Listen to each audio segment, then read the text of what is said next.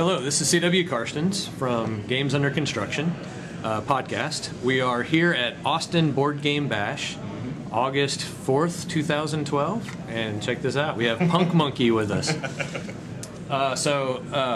Justin DeWitt is the designer and publisher of Castle Panic, as seen on Tabletop, done by Will Wheaton.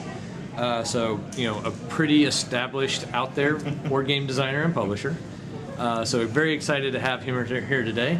And so we're going to talk to him about other games or game he may have in the works, as might be rumored. Secret stuff, yes. All right, so this might be an exclusive. We'll see. Right. That's right. Yes, you guys are getting the first scoop on this. We haven't told anybody, but Woo. Yes, we have a new game in the works. Essentially, the name is probably more likely going to be Zombie Panic. It is not just Castle Panic with zombies, though. Before people think we're just taking Castle Panic, throwing zombie art on, we're working on something a little bigger than that, a little more different but similar to the original game. That sounds exciting. Wow. I do want to hear more.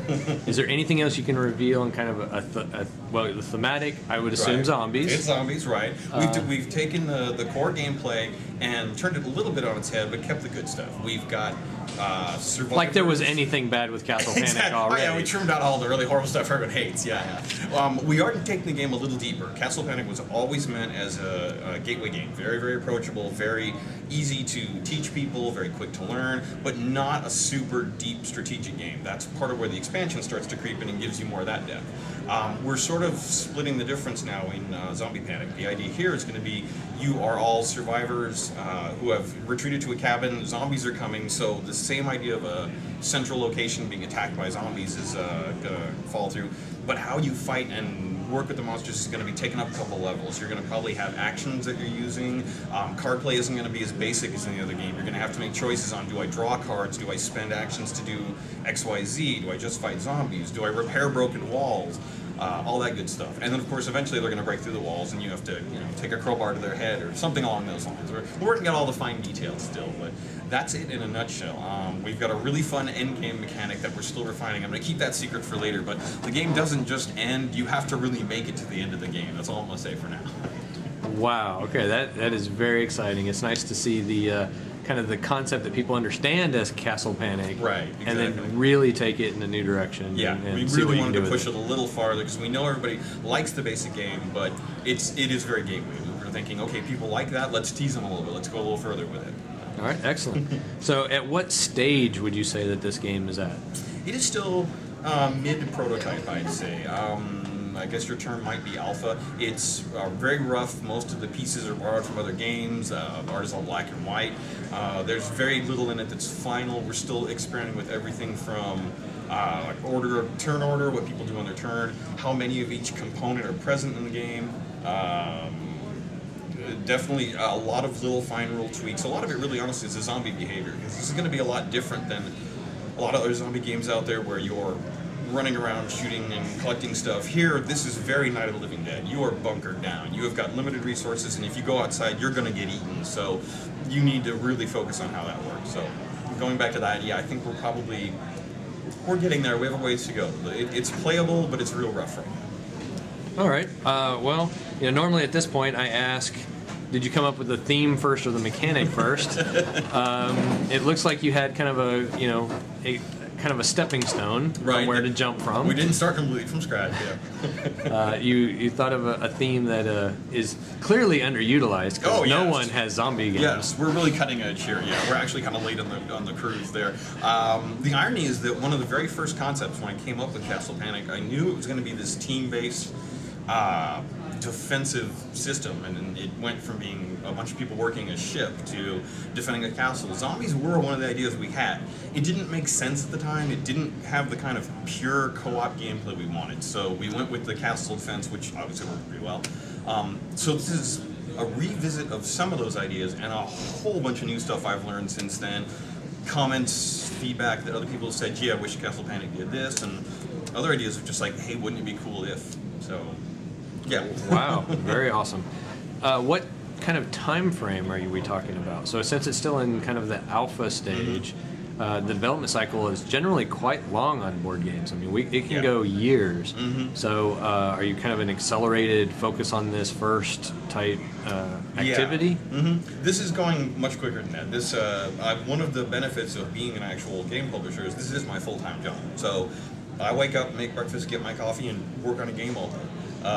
Which sounds awesome, and it is, but it's also work. So that's why events like this on the weekend are awesome. I get to play other games. So, but yeah, we're hoping to have this ready for production within a few months. We're hoping.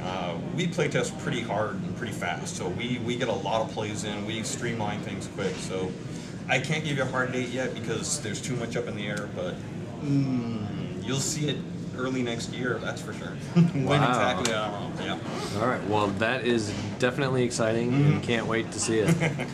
Neither can we. So, as you went through your career, and as you went through developing your skill sets, who are some people who were very instrumental in helping you along, mentoring you into becoming the game designer and publisher that you are today? That's a good question. Wow, so many people. Oh, geez. Well, I mean, to some extent, I have to give thanks to the Disney animators who got me started. My original background was animation, art, graphic design. That got me started on this path, and there's a lot of creative problem solving in animation that you have to do, and it led to some interesting ideas of how do I solve this problem, how do I solve that. But hard names and stuff, I have to give massive credit to Phil Reed, the guy who works at Steve Jackson Games. Behind the scenes, a lot of people don't know who he is. Massive help for us. He's been supportive. He gave me tons of feedback. He's given me contact names now and then. He's told me this is terrible, do it this way, and he's usually right. Steve Jackson himself was actually, I worked for Steve Jackson for a few years, and it was a good influence in a lot of indirect ways too. Sometimes it was things he didn't do that I was like, oh, I wonder how this would work if I tried that. And other times it was, wow, this is a great idea. I should follow what this guy's doing. So those are huge. I mean, those are the first two top to my mind immediately, like big names like that. All right, great. And as far as, so crowdsourcing has become a major player in the board game industry. Has Fireside Games done any consideration of kind of a crowdsourcing, Kickstarter, Indiegogo type campaign? Funny you should ask, yeah. This is going to be our first big one. We've looked into it in the past. We weren't really comfortable with it, and we had games that were already in our own production cycle. So for this one, it really makes sense to try it. And honestly, the biggest reason is for the players. We want to make sure people want another zombie game, and especially one based on our theme. There's a lot out there. So if people like it and they're willing to help us move forward, we're more than happy to make this awesome game. But that's going to be a really great way for us to kind of check the interest level on that. So this is going to be our first one. Probably Kickstarter right now, that seems to be the most positive. So I think that's the thing to look for. We're hoping we can make a more solid announcement soon, but we gotta have the game in a place where we're ready to tell people what they can get before they're taking their money. All right, so we're talking a week and a half. You got this. Exactly. Accelerated production time. Don't listen to it. All right, well, just so everyone knows, we're here at the Austin Board Game Bash, and it's been a great event so far. You all should be here. It's awesome. Yes, definitely come next year. And is there any highlight of the con that has really struck you as cool and awesome? Oh my gosh, honestly, it's just the fact that Jonathan's been able to put this together 2 years, and the first year was great fun in a place, a quarter of the size of this or something like that. This is a real convention now. In 1 year, second year, he's just exploded with it. The whole thing is great. It's such a great environment. There he is over there. Jonathan! What? Come here. Step this way. This is the guy who actually makes Board Game Bash happen. Jonathan, please step. Yes, please step into the camera. This is Jonathan. You all love him even though you don't know him, and if you do, you know you love him. So he made all this happen, and it's been just utterly fantastic. It's my favorite con in Austin. That's for heck sure. There you go, Austin Board Game Bash. Oh, was I supposed to say? Make it 2013. Tell people how awesome you are. Oh, well, I mean, it's not just my charm and my good looks. It's not just my intelligence or my natural savoir-faire. It's this whole kind of package that brings it all. It's greater than the sum of its individual parts. And it's just this kind of thing that's just magnetic and just drawing in, and it's tough to control. It is. I really can't resist. It's fantastic. I mean, I completely understand. It happens. All right, and people can say what they want, but it is only 11:20, so it's not like 4 o'clock in the morning or anything. Well, I did sleep 4 hours last night after being up since like 7 in the morning. Exactly. All right, so sleep deprivation might have something to do with I don't get the drunk, I get estatic tired. behavior. Yeah. Exactly. All right, well, Was that hey, what I was Jonathan, You're yeah, good. thank you so much for You putting did a on this fantastic convention. job, my friend. No, it's super And, fun. It's a lot of work, but you'll never hear me complain. No, it's There you fantastic. go. Can't wait till next year. It could be even bigger. Yeah, well, yeesh. Ooh, we gotta get some good skills. Yeah, who knows what's to be in those bags next year? Yeah, that's right. I don't know what I'm gonna find on the internet. I love women. I don't know. Yeah. So honestly, for me, the highlight of the con has been the con. Jonathan's great, as you can see. I've played millions of new games, visited a couple old ones. It's hard to put my finger on one pure thing. So, yay! Clearly, this interview has been the highlight of the Definitely. entire con. What am I thinking? This is the best time I've had. There you go. Well, I greatly appreciate your time, Justin, Quite welcome. and Thank you. thank you for going on our podcast and really helping the design community and showing where you've come from and what you're doing. Thank you, man. So- This is great. It's a fun journey, guys. Wish you all the best of luck, and who knows where this is going to end up in a few more years. We'll see. There you go. Good Thanks a stuff. lot. You bet.